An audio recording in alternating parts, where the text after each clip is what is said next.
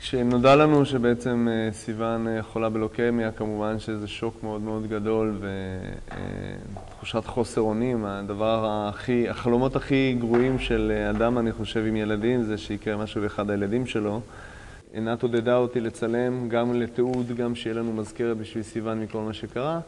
ובכל מצב שהיה לנו, בכל סיטואציה, בכל טיפול בבית ובבית החולים, פשוט צילמתי והתמונות הצטברו.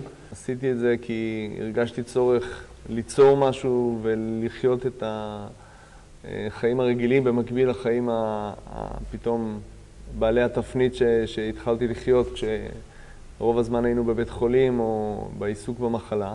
פתאום הייתי חוזר הביתה בערב עם תמונות ויושב ומסתכל על מה עבר לנו באותו יום.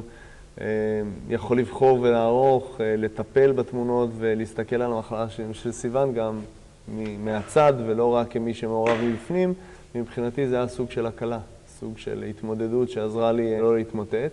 אבל כמובן שכשהתחלתי לצלם את התמונות שלה, היה לי איזושהי תחושה בראש שאני מאוד מקווה שלא נגיע למצב שזה פשוט מזכרת מסיוון. מבחינתי אנחנו רואים בזה פשוט משהו שיזכיר לה את התקופה שהיא לעולם לא תזכור, אבל תסתקרן אולי לדעת מה עבר עליה ואיך היה, וזה יהיה האלבום שנעניק לה.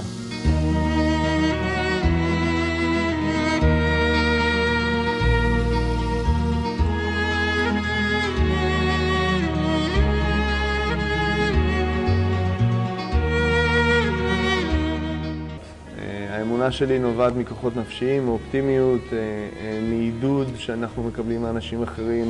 המחלה של הילדה היא חלק מהחיים עם כל הכאב.